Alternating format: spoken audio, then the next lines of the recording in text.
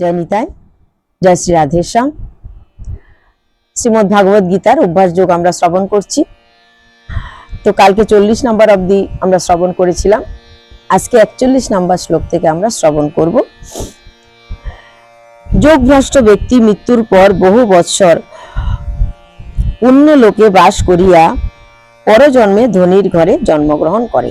অর্থাৎ যারা ভগবানের সঙ্গে একবার যুক্ত হওয়ার জন্য চেষ্টা করেছে, পথে নেমে গেছে, ভালো কাজ করেছে, দশের সেবা করেছে, দেশের সেবা করেছে, জীবের সেবা করেছে, সর্বভূতের হিতে রত হয়েছে, ভগবানের প্রিয় প্রিয় কাজ করেছে, ভগবত সেবা করেছে বা মানব সেবা করেছে, জীব সেবা করেছে, বৃক্ষ তরু লতা পাতার সেবা করেছে, পৃথিবীর সেবা করেছে।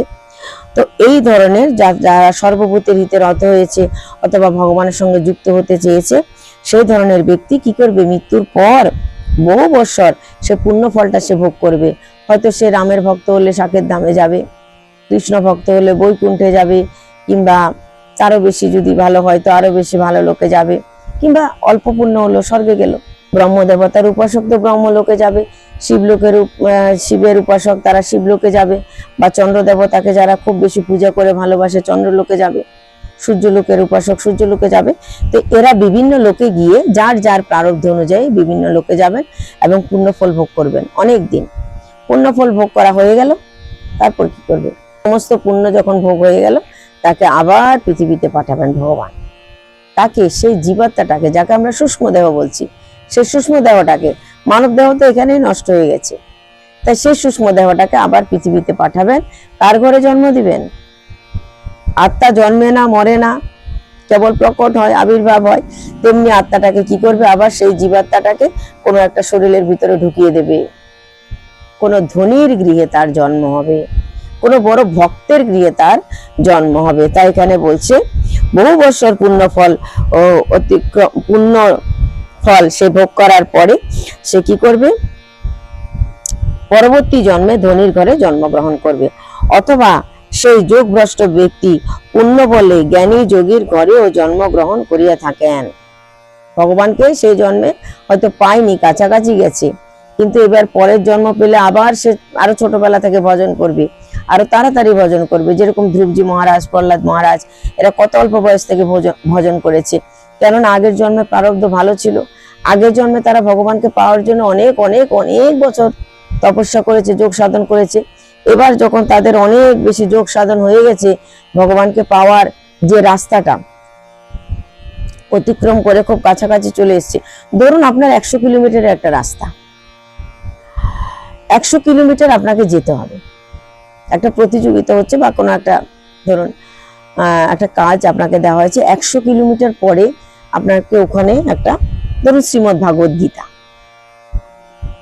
ভাগবত গীতাই তো ভগবান। তো ধরুন শ্রীমদ্ ভাগবত গীতা 100 কিলোমিটার পরে একটা সুন্দর ঘর আছে, সেখানে গীতা রাখা আছে। আপনাকে বলা হয়েছে ওই 100 কিলোমিটার পরে যে গীতাটা আছে সেটা গিয়ে নিয়ে আসো, বা ওই সেখানে গেলে তুমি গীতাটা পেয়ে যাবে, ভগবানকে পেয়ে যাবে ওখানে গেলে। এবার 100 কিলোমিটার রাস্তাটা আপনাকে অতিক্রম করতে হবে। সেটা আপনি একদিনেও করতে পারেন, 10 দিনেও করতে পারেন, 15 দিনেও করতে পারেন, 50 দিনেও করতে পারেন, আবার 5-10 বছর লাগিয়েও করতে পারেন, কিন্তু অতিক্রম তো করতে হবে আপনাকে ওই রাস্তাটায়। আমাদের অবস্থাটা ঠিক সেরকম।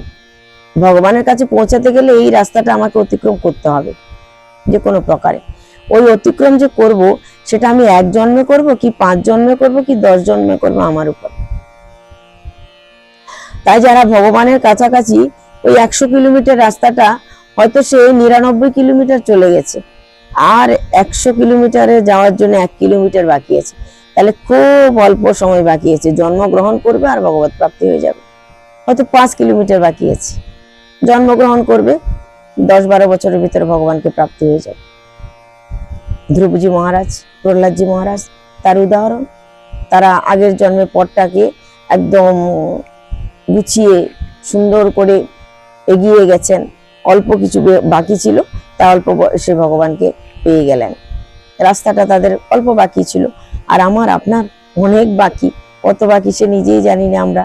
সেই সমস্ত রাস্তাটা আমাদেরকে কি করতে হবে? ধীরে ধীরে ধীরে ধীরে অতিক্রম করতে হবে। থেমে থাকলে হবে না, থেমে গেলে পাবে না, অতিক্রম করতে হবে। ধীরে ধীরে অতিক্রম করো। অতিক্রম করতে করতে একদিন না একদিন আমরাও সেই ধ্রুব প্রহ্লাদের মতো ভগবানকে লাভ করতে পারবো। সেই ভক্তি, সেই বিশ্বাস, সেই নিষ্ঠা অবশ্যই আমাদের মধ্যে থাকা চাই, যাতে করে আমরা ভগবানকে পেতে পারি।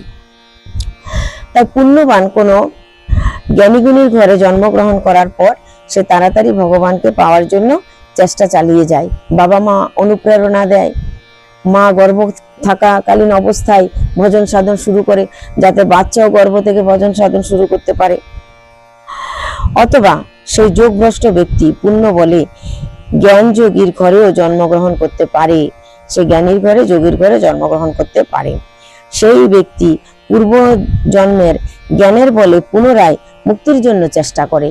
পূর্বজন্মের জ্ঞান তো ছিলই, তাই পুনরায় অল্প বয়স থেকে সে চেষ্টা চালিয়ে যায় ভগবানকে পাওয়ার জন্য। সেই ব্যক্তি অভ্যাসের দ্বারা আবার যোগনিষ্ঠ হয় এবং বিষয় হইতে দূরে থাকে। সে ব্যক্তি কি করে? অভ্যাসের দ্বারা পুনঃ পুনঃ অভ্যাস করতে চেষ্টা করে ছোটবেলা থেকে। যেমন জড়ভরতের কথা আমরা ভাগবতে পাই। জড়ভরত রাজা তো ছিল, ভগবত প্রাপ্তির জন্য চলে গেলেন বনে, রাজত্ব ত্যাগ করে বনে চলে গেলেন যে আমি মুনি ঋষির সাথে থাকবো, ভগবানের ভজন সাধন করবো, তো ভগবানকে পেয়ে যাব। কিন্তু কি হলো, সেখানে গিয়ে একটা হরিণ শিশুর প্রতি আকৃষ্ট হয়ে গেলেন। হরিণ শিশুটাকে ঘরে নিয়ে আসলেন। সে গল্পটা আমরা সবাই জানি, মোটামুটি আপনারাও জানেন যে রাজা ভরত তিনি কি করলেন, দেখলেন যে রাজত্বে থেকে রাজকার্য করে ভগবানকে ডাকার সময়টা খুব কম পাচ্ছি, ভগবানকে ডাকার সেরকম সুবিধা আমার হচ্ছে না, রাজকার্যের সময় চলে যাচ্ছে, ভগবানকে ডাকবো কখন? তাহলে আমি বনে চলে যাই, মুনি ঋষিদের সাথে থাকবো, ব্রহ্মমুহূর্তে উঠবো, স্নান করব, মুনি ঋষিদের সঙ্গে থাকলে, অর্থাৎ আশ্রমে থাকলেই ভজন হয়ে যাবে, আশ্রমে পড়ে থাকলেই ভজন হয়ে যাবে। চলে যাই আশ্রমে। চলে গেলেন আশ্রমে, আশ্রমে থেকেছি। আশ্রমে থাকতে কি হয়, সকালবেলা উঠে স্নান করতে যায়, ভোরবেলায় নদীতে স্নান করতে যায়। ভোরবেলায় স্নান করতে গেল, স্নান করছে, সূর্য দেবতাকে অর্ঘ্য দেবে, এমন সময় একটা ঘটনা ঘটলো। একটা বাঘ তাড়া করছে একটা হরিণীকে। হরিণীটি ছিল গর্ভবতী। ওই বাঘের ভয়ে হরিণী জলে ঝাঁপ দিল, নদীতে ঝাঁপ দিয়েছে। নদীতে ঝাঁপ দেওয়ার সঙ্গে সঙ্গে সে একটা বাচ্চা হরিণ শিশু প্রসব করলো। হরিণ শিশুটা প্রসব করেছে, জলে পড়েছে, মা জলে ভেসে চলে গেছে। মা তো ভেসে চলে গেছে, আর বাচ্চাটা ওই যে ভরত, রাজা ভরত, তিনি যে আশ্রমে আছেন, স্নান করতে গেছেন, তার সামনে আসলো। তিনি দেখতে পেলেন, আরে বাঘের আক্রমণ করেছে, হরিণ শিশুটা জলে ভেসে যাচ্ছে, সে তো সদ্যজাত শিশু, সে তো মারা যাবে, মাও তো ভেসে চলে গেছে, কে লালন পালন করবে? নিরুপায় দেখে তিনি কি করলেন, দয়াবশত, কৃপা পরবশত সেই হরিণ শিশুটাকে কোলে করে নিয়ে আসলেন, আশ্রমে নিয়ে আসলেন। খুব ভালো করে গাটা মুছিয়ে দিলেন। সদ্যজাত শিশু, কত কোমল শরীর, কত যত্ন করলেন, আগুনের তাপ দিলেন। তারপরে দুগ্ধ এনে পাতায় করে, পাতার মধ্যে একটু একটু দুধ নিয়ে তিনি খুব যত্ন সহকারে খাওয়াতে লাগলেন। যেমনি একজন মা তার বাচ্চাকে খাওয়ায়, খুব যত্ন করে করে পাতাতে করে করে তিনি খাওয়াতে লাগলেন, হরিণ শিশুকে দুধ খাওয়াতে লাগলেন। এরম করে ধীরে ধীরে ধীরে ধীরে হরিণ শিশু 1 দিন 2 দিন 3 দিনের মাথায় সুস্থ হয়ে গেল। এবার হরিণ শিশুকে টাইমে টাইমে খাওয়ানো, টাইমে টাইমে স্নান করানো, ওকে টাইমে টাইমে একটু ঘুরানো, এই সমস্ত কিছু করতে করতে তিনি কি করলেন, ধীরে ধীরে ধীরে ধীরে হরিণ শিশুর প্রতি আসক্ত হয়ে গেলেন। আর ভজন সাধন, যেটার জন্য তিনি বাড়ি চিরে আশ্রমে এসছেন, সেটা তার কমে গেল। কেন? ওই শিশুতে আসক্ত হওয়া, হরিণ শিশুর প্রতি। আমরা মানবরা কি করি, কখনো নিজের শিশুর প্রতি আসক্ত হয়, কখনো অন্যান্য জীবজন্তুর প্রতি আসক্ত হয়। কেউ কুকুরের প্রতি আসক্ত হয়, কেউ বিড়ালের প্রতি আসক্ত হয়, কেউ নিজের নাতিপতির প্রতি আসক্ত হয়। যে কোনো প্রাণীতে আসক্তি হওয়াটাই হচ্ছে কথা, সে প্রাণী যাই হবে হোক। তো ইনি কি করছেন, ইনি আসক্তি হলেন কিসে? হরিণ শিশুতে। হরিণ শিশুতে আসক্ত হয়ে পড়লেন। ধীরে ধীরে তার ভজন সাধন অনেক কমে গেল। একদিন কি হলো, হরিণ শিশুটা তো ধীরে ধীরে বড় হচ্ছে, হরিণ শিশু ধীরে ধীরে বড় হচ্ছে, আশ্রমের ভিতরেই সে থাকতো। আর রাজা ভরতের চিন্তনটা সবসময় হরিণের প্রতি, হরিণ খেলো কিনা, হরিণ শিশু কোথায় গেল, কিছুক্ষণ না দেখলে বিচলিত হয়ে যেতেন। হরিণ শিশু বাইরে আছে, ঘাস খাচ্ছে, কচি কচি ঘাস। বাইরের কিছু হরিণের ঝাঁক আসলো, ঝুন্ড, 10-12টা হরিণ এসছে। এসে দেখে ওই হরিণ শিশুটাকে দেখছে, আশ্রমের ভিতরে আসে, সে ওদের দিকে তাকাচ্ছে আর বাইরের হরিণগুলো তার দিকে তাকাচ্ছে। তারা বলছে, আরে তুই তো আমাদেরই জাত ভাই, দেখ আমরা যেরকম হরিণ তুইও সেরকম হরিণ, তুই ওখানে আশ্রমে মানুষের সঙ্গে থেকে কি করবি? মনি ঋষির সাথে কি জীবন কাটানো যায় নাকি? আমরা বনে বিচরণ করব, ঘুরবো, আনন্দ করব, কচি কচি ঘাস পাতা খাবো, চল আমাদের সঙ্গে, আনন্দ করবি, খাবি দাবি, ঘুরে বেড়াবি। খুব পছন্দ হলো সেই হরিণ বাচ্চাটার কথা। সে আর তখন শিশু নেই, বড় হয়ে গেছে অনেকটা। অন্যান্য বন্ধুদের এই সমস্ত কথা শুনে তার ভালো লাগলো। ঠিকই তো কথা, আমি আমার জাত ভাইদের সঙ্গে যাব, তাদের সঙ্গে হাসবো, খেলবো, বেড়াবো, এটাই তো বয়স, এটাই তো বয়স ঘোরার, এটাই তো বয়স খেলা করার, এটাই তো বয়স আনন্দ করার। এখানে আমি এই বয়স্ক বৃদ্ধ সাধুদের সঙ্গে থেকে কি করব? সে কি করলো? ওই হরিণের ঝুন্ডের সঙ্গে চলে গেল। এদিকে রাজা ভরত যখন তিনি আশ্রমে খোঁজাখুঁজি করতে লাগলেন হরিণ শিশুটাকে, দেখছে হরিণ তো আর নেই। জিজ্ঞেস করছে সবাইকে, বলে আরে আমি তো দেখেছি, একজন বলছে ভক্ত, আমি তো দেখেছি ওই আপনার হরিণটা তো হরিণের একটা ঝাঁক এসেছিল, তাদের সঙ্গে চলে গেছে। আর তো রাজার চিন্তা, আরে এই তো বাইরের কোনো কিছু সম্পর্কে অতটা অবগত নয়, সে কোথায় যাবে, কি খাবে, কিরম থাকবে না থাকবে। ওই হরিণ শিশুর চিন্তায় চিন্তায় তিনি অসুস্থ হয়ে পড়লেন।